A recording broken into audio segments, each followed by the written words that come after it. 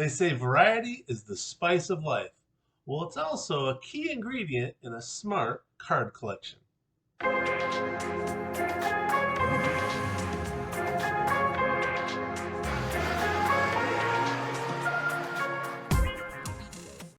Happy hobby. I'm David Ganas. Once again, we're talking about collecting cards on a limited budget. That's the subject of today's video. That's really the subject of most of my videos. So if you do collect sports cards on a limited budget, make sure you hit subscribe to this.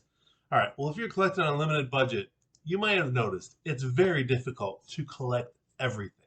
So you really have to focus your collection, hone in on exactly what you want. And that's what today's video is about. Diversification. Diversify your collection. You may have heard diversification when you're talking about stock portfolios or your personal finances, and that's exactly what we're talking about. Diversification, to diversify, that means you're spreading out the risk. You're spreading out your financial risk when you're talking about stocks or investments, and you're spreading out your card risk when we're talking about buying sports cards or collecting cards. So say you're like me and you love Wander Franco. So you decide you're going to collect every single one of his 2022 Topps flagship base cards, number 215. You want as many of those as you can get. That's all you collect, just Wander Franco, 2022, number 215, over and over and over. And you make a stack about this high. Well, that's pretty cool. If everything goes well with Wander Franco and he goes on to a Hall of Fame career, you've done pretty good. But let me give you an example why that might be a little dangerous. So imagine you're standing on a wooden pole in the middle of a lake, and that's the only thing you're standing on, just that one pole. You're putting all your hopes on that one pole. What if it rots? What if the wind blows and knocks you off? What if it sways from the water hitting it? There's so many different things that could go wrong with that one wooden pole that could end up putting you in the water. So then you got to ask yourself, man, wouldn't a second pole be better? It'd be really cool if I could put my other foot on a different pole. What if there's 4 poles? What if I had 4 poles out here? Either I put my hands, 4 poles, and I put a plank of plywood on top of that. That would be perfect.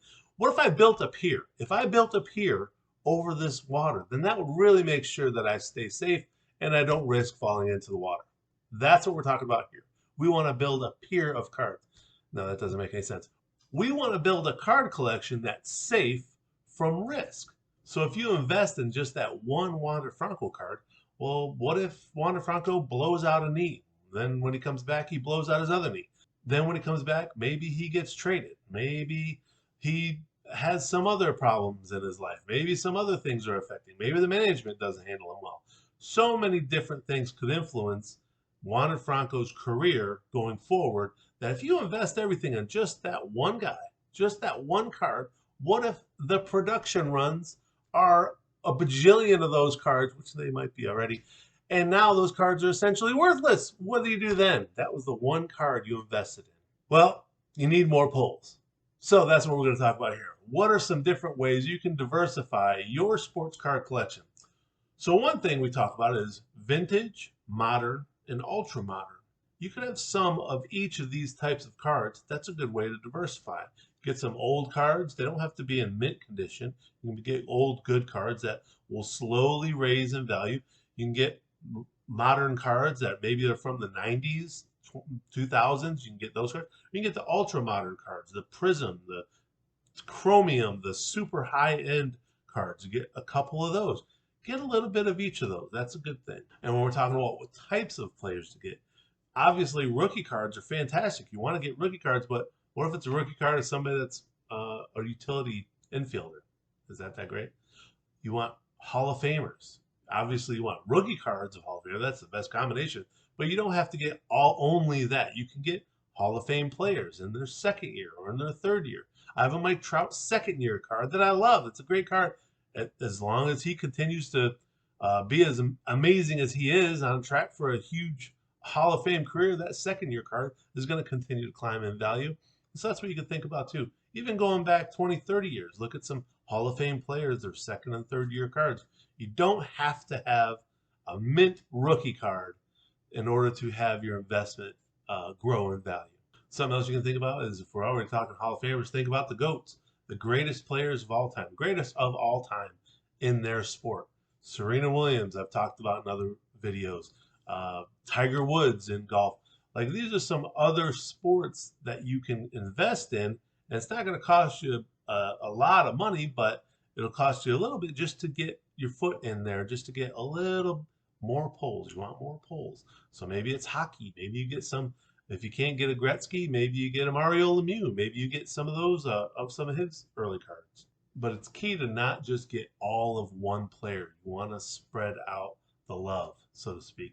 It doesn't have to be the true rookie card of that player. You can get what I like to call alternative rookie cards. Like, for instance, a Topps Heritage rookie card.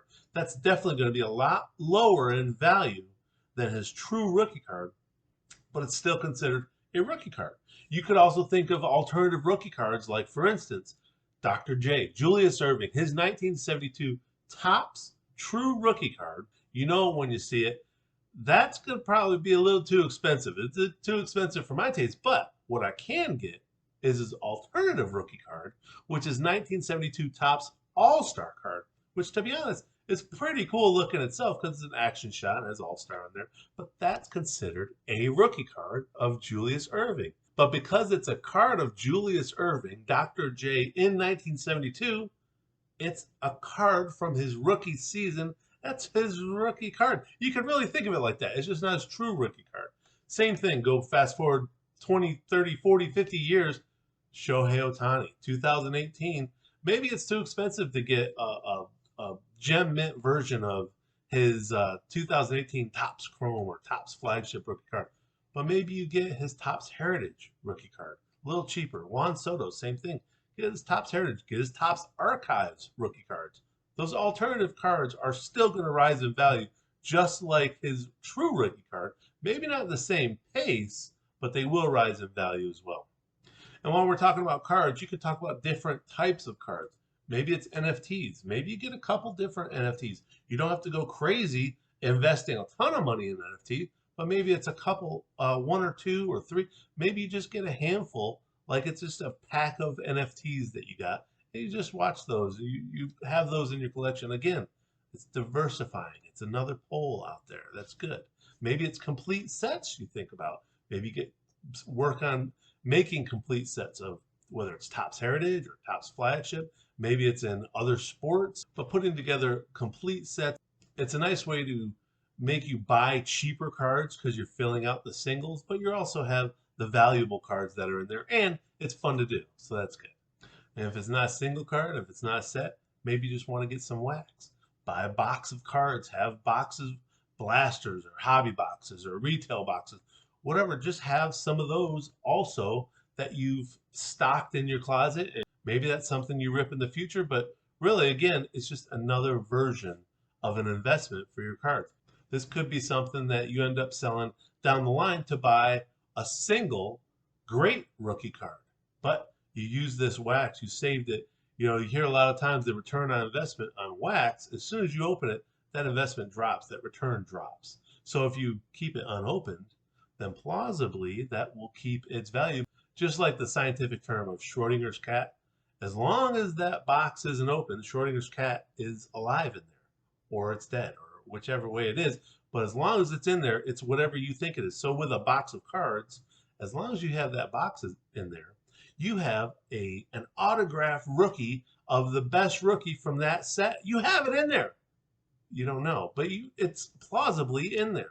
So as long as it stays sealed, factory sealed, as long as you keep it in good condition, then anybody buying that still has that possibility of there's an autographed rookie card of the best player in that set.